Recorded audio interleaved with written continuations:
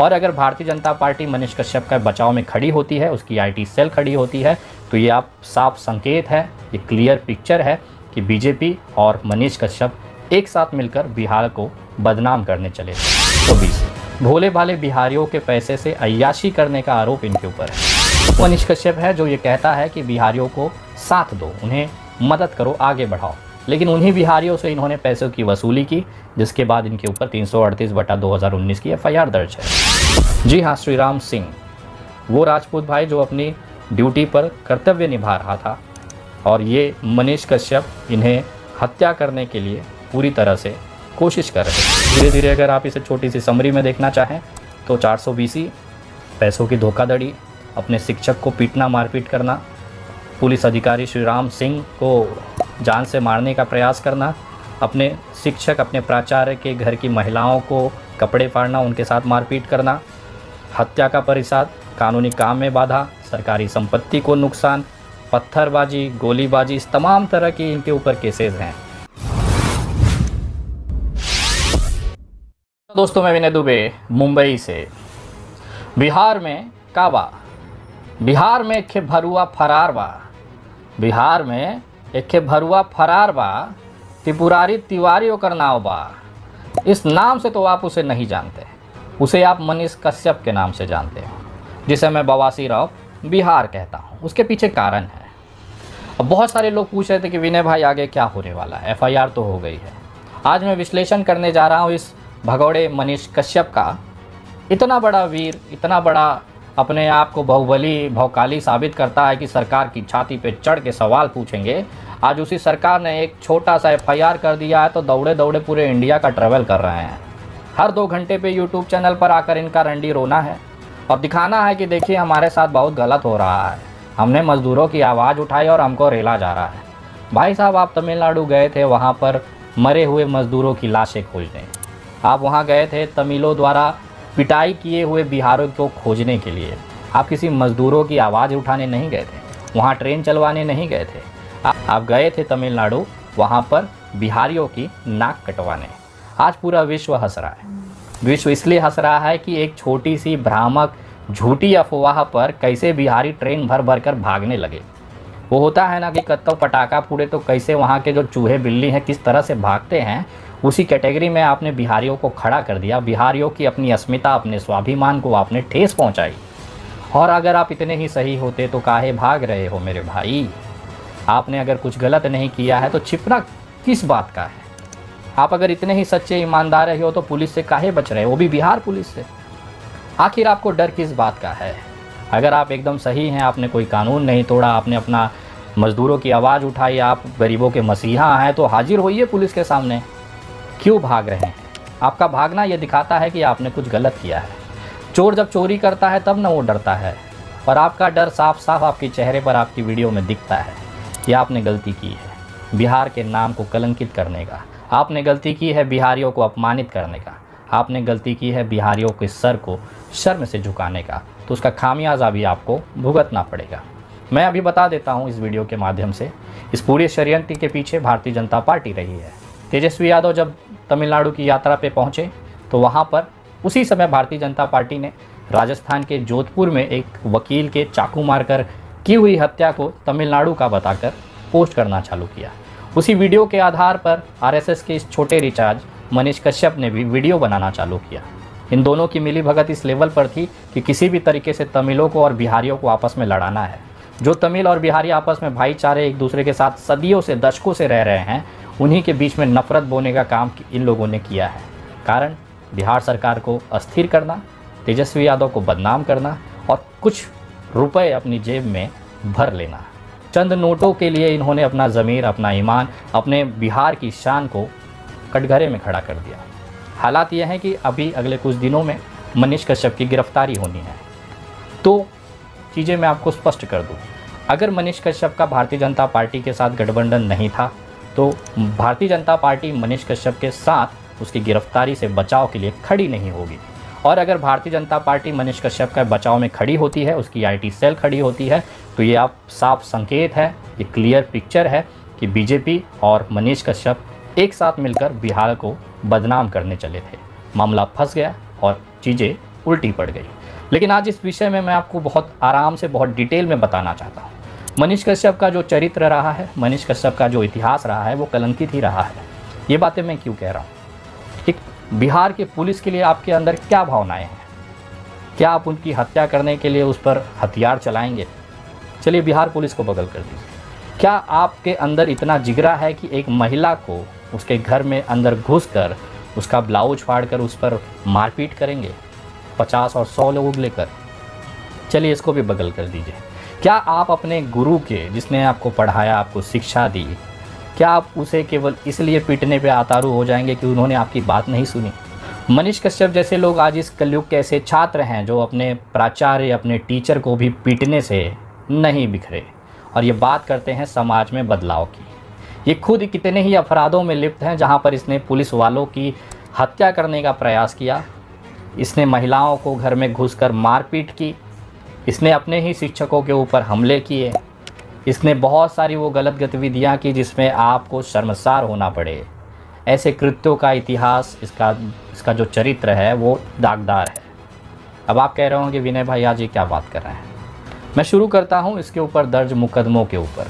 बहुत कम लोगों को पता है कि मनीष कश्यप नाम का ये जो आरोपी है, ये बेसिकली इसका धंधा जो था वो पैसे उगाही का रहा है।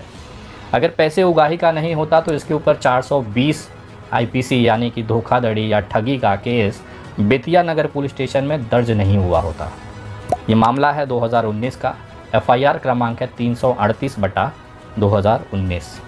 इसमें जो आईपीसी की धाराएं लगी हैं वो 419, 420, 467, 471 एफ और 471 जी। जिसमें से जो 420 की दो धारा है, अगर आप गूगल करना चाहें तो आप कर सकते हैं, जिसे हम 420 ही कहते हैं। इन्होंने खुलेआम सोशल मीडिया का इस्तेमाल कर लोगों की भावनाओं से खेला और अपने पर्सनल अकाउंट में अपने व्यक्तिगत खर्चे के लिए इन्होंने लोगों से पैसे मांगे और उनके साथ धोखाधड़ी की। इसकी जांच एक सरकारी एजेंसी ने की, जिसके बाद उन्होंने स्थानिक बेतिया नगर पुलिस स्टेशन को पत्र लिखा। ये पत्र आपके सामने है, जिसमें बबलू कुमार जो हैं एक प्रखंड के अधिकारी हैं, उन्होंने मनीष कश्यप के ऊपर 420 का केस दर्ज करने के लिए उन्होंने पुलिस स्टेशन को आदेशित किया और उसके बाद इनके ऊपर इस मामले में एफआईआर दर्ज की गई। सोचिए 420 भोले भाले बिहारियों के पैसे से अय्याशी करने का आरोप इनके ऊपर है। उन्होंने अपने खुद के एसबीआई अकाउंट में वो पैसे मंगाए जो कि कोई भी समाज कार्य के लिए नहीं था। लोगों को उन्होंने कुछ झूठे प्रलोभन दिए अपने सोशल मीडिया के साइट्सों के द्वारा, ऐसे एफआईआर के पत्र में दर्ज है, और उसके बाद उन लोगों के साथ धोखाधड़ी की। ये वो मनीष कश्यप है जो ये कहता है कि बिहारियों को साथ दो, उन्हें मदद करो, आगे बढ़ाओ, लेकिन उन्हीं बिहारियों से इन्होंने पैसों की वसूली की, जिसके बाद इनके ऊपर 338/2019 की एफआईआर दर्ज है। दूसरा मामला उसी बेतिया नगर पुलिस थाने में है, जहां पर ये कहते हैं कि हमें बिहार पुलिस पे गर्व है। आइए, जितने मेरे राजपूत भाई हैं जो मनीष कश्यप के लिए जान देने को तैयार हैं सनातनी के नाम पर, ये वो भेड़िया है जिसने इंसान का रूप लेकर किसी को नहीं छोड़ा। ऐसा कोई सगा नहीं जिसको इसने ठगा नहीं। एक पुलिस अधिकारी हैं श्रीराम सिंह, जी हाँ राजपूत, ये वो अधिकारी हैं जो ऑन ड्यूटी थे और एक हमले में बीच बचाव करने गए थे, जिसमें कि मारपीट और पत्थरबाजी कर रहा था ये मनीष कश्यप। उसी आरोपी को, उसी विवाद को छुड़ाने के लिए जब श्रीराम सिंह पहुंचते हैं तो मनीष कश्यप और करीबन 150 लोग इस पुलिस वाले को पत्थर से कूचने का प्रयास करते हैं। जी हाँ, श्रीराम सिंह वो राजपूत भाई जो अपनी ड्यूटी पर कर्तव्य निभा रहा था और ये मनीष कश्यप इन्हें हत्या करने के लिए पूरी तरह से कोशिश कर रहे थे। बेतिया नगर में ये मामला है, एफआईआर क्रमांक है 290/2019। इससे भी इनका मन नहीं भरा। सोचिए, जिस शिक्षक ने इन्हें पढ़ाया, जिस प्राचार्य ने इन्हें स्थानिक लोकल शिक्षा करने दिया, कॉलेज करने दिया, उसी प्राचार्य के घर पर 150 लोगों का समूह लेकर ये पहुंच जाते हैं। प्राचार्य को घर से घसीटकर बाहर लाके मारते पीटते हैं, उनके घर के सामने खड़ी बाइक को तहस नहस कर देते हैं। लेकिन इतने बड़े ये बाहुबली थे कि इनका जो भूख है यहाँ पर मिटता नहीं है। 50-60 लोगों की भीड़ प्राचार्य अरविंद कुमार को घर से घसीटकर मारपीट कर रही थी, तो मनीष कश्यप इतने बड़े बाहुबली उनके घर में रह रही महिलाओं के साथ जाकर उन्होंने मारपीट की। ये इतने बड़े शौर्य हैं, इतने बड़े सैनिक के लड़के हैं जो सेना में भर्ती सैनिक हैं, अपने आप को कहते हैं कि इनके पिताजी सैनिक हैं, इनके दादा ने स्वतंत्र सेनानी की लड़ाई लड़ी है। इतने बड़े गौरवान्वित परिवार का लड़का एक 150 लोगों को ले जाकर एक महिला के साथ मारपीट करता है। इतना बड़ा वीर इंसान। इस मामले में भी बेतिया नगर पुलिस स्टेशन में अरविंद कुमार के लेटर पर एफआईआर दर्ज है 289/2019। कितने बड़े वीर हैं, इतना बड़ा इनका गौरवशाली इतिहास रहा है।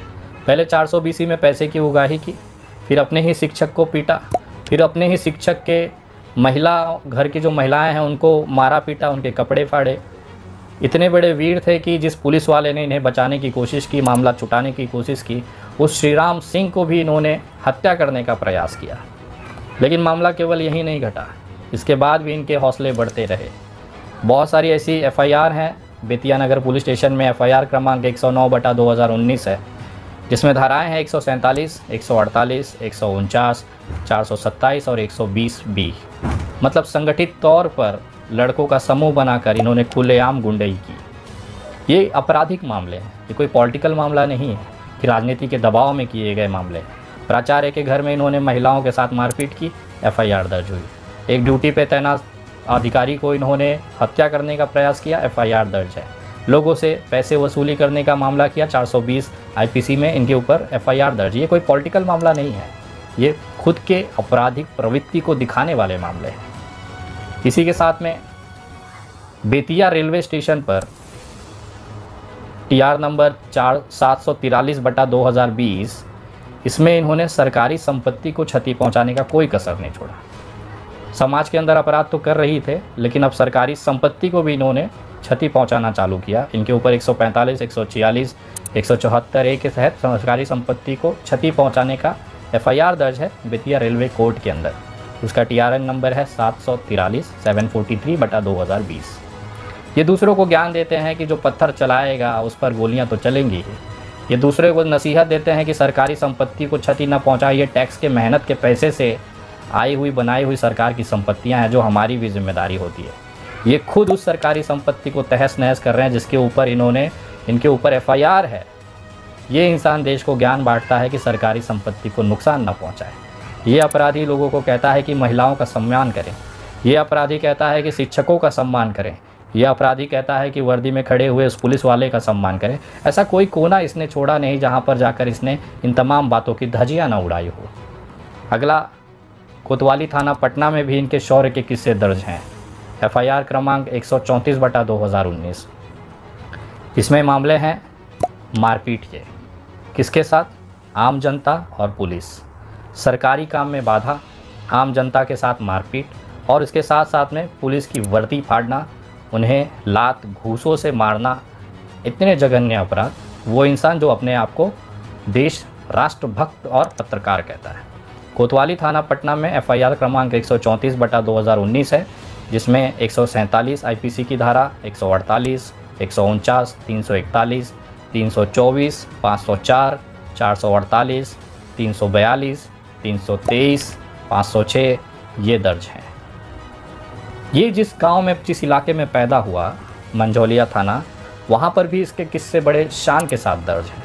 ऐसी मामलाओं में दर्ज हैं जिसको किसी बड़े अपराधी से आप जोड़ सकते हैं। बहुत कम उम्र में इसने बहुत बड़ी उपलब्धि हासिल की। पहले महिला के घर में घुस के उसके साथ मारपीट की, पुलिस को जान से मारने का प्रयास किया, जिस टीचर ने इसे पढ़ाया उसके घर में घुसकर उसके साथ तोड़फोड़ की, मारपीट की, पुलिस की वर्दी फाड़ी, लोगों से ठगी किया। उसके बाद इसके गांव का हालत देख लीजिए, जिस इलाके में ये रहता है।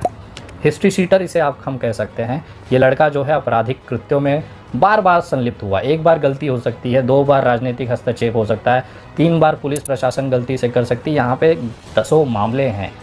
अभी हम लोग तो 6 मामले ही मैंने आपसे बताए। 7वां मामला है मंझौलिया थाना का, जहाँ पर एफआईआर दर्ज है 737/2019। ये आईपीसी है, इसमें 147, 323 और 307, यानी कि हत्या का प्रयास। वसूली के लिए गए थे, उन्होंने मना किया तो 323 यानी उनके साथ मारपीट की, धारदार हथियारों पर उस पर हमला किया यानी कि 307, और इस मामले में ये आरोपी थे और जेल भी गए थे। सोचिए, इतना बड़ा पत्रकार जो देशभक्त कहता है, अपने गृह जनपद जहाँ पर ये पैदा हुआ वहाँ के लोगों के साथ इसका बर्ताव कैसा है। ये उस बिहारियों की बात कर रहा हूँ जो वहाँ के उसके स्थानिक निवासी हैं। मंझोलिया थाना में एक और एफआईआर दर्ज है 736/2019। इसकी जो शौर्य है ज़रा सुनिएगा। धाराएं क्या लगी? 323 मारपीट, 341, 353। एक सरकारी अधिकारी जब इनसे पूछने के लिए गया तो इन्होंने उसके साथ भी मारपीट की। 353 की उस पर धाराएं लगी हैं। सरकारी काम में बाधा का उनके ऊपर आरोप है। इसके साथ में मंझोलिया थाना में एक और एफआईआर दर्ज है 193/2021। इस पे जो आईपीसी है 438, 448, 323, 353, 385, 505 और 506। ये वो धाराएं हैं जो कानूनी काम में रोकने के लिए लगाए जाते हैं। किसी से विवाद हुआ था, पुलिस जब भी इनसे विचार पूछने जाती, ये भाई साहब बड़े सम्मान के साथ उन पे पत्थर चला देते, उनको पीट देते, उनको दौड़ा लिया जाता। इस तरह के प्रयास इन्होंने बिहार पुलिस के सम्मान में किया है। और आज सबसे आखिरी में जो एफआईआर दर्ज हुई है वो तमिलनाडु और बिहार के लोगों की नाक कटवाने के लिए हुई है, जो कि पटना के आर्थिक अपराध शाखा में एफआईआर क्रमांक है 3/2023। इस पर भी वही धाराएं लगी हैं 153, 153A, 153B, जो कि दो समुदाय के बीच में लड़ाना, दो लोगों के बीच में नफरत फैलाना, आपसी उद्वेष पैदा करना। 505(1)B, 505(1)C, 468, 471 और 120B ये संगठित तौर पर लोगों का समुदाय, लोगों का समूह लेकर संगठित तौर पर किया हुआ अपराध है। इसके साथ ही IT एक्ट 67 इस पर लगाई गई है। तो कुल 10 मुकदमे हैं। बेतिया नगर थाना में करीबन 5 मुकदमे हैं, मंझोलिया थाना में करीबन 3 मुकदमे हैं, पटना में करीबन 2 मुकदमे हैं। टोटल इस तरह से 10 मुकदमे हैं। और अगर इसके धीरे धीरे अगर आप इसे छोटी सी समरी में देखना चाहें तो 420 पैसों की धोखाधड़ी, अपने शिक्षक को पीटना, मारपीट करना, पुलिस अधिकारी श्री राम सिंह को जान से मारने का प्रयास करना, अपने शिक्षक, अपने प्राचार्य के घर की महिलाओं को कपड़े फाड़ना, उनके साथ मारपीट करना, हत्या का परिसाद, कानूनी काम में बाधा, सरकारी संपत्ति को नुकसान, पत्थरबाजी, गोलीबाजी, इस तमाम तरह की इनके ऊपर केसेस। और ये अपने आप को बिहार का भविष्य बताते हैं। सोचिए, बिहार का भविष्य कितना खूबसूरत है, जो लोगों से ठगी करता है, जो पुलिस अधिकारियों पर हाथ उठाता है, एक वर्दी में अपनी ड्यूटी निभाने वाले पुलिस अधिकारी की हत्या का प्रयास करता है, रेलवे की सरकारी संपत्तियों को नुकसान पहुंचाता है, उसके बाद में अपने ही शिक्षक के घर की महिलाओं को कपड़े फाड़ना, उनके साथ मारपीट करना। इतना बड़ा इंसान, इतना बड़ा बहादुर भौकाली जो एक औरत पर हाथ उठा देता है, ये बनेंगे बिहार के भावी मुख्यमंत्री।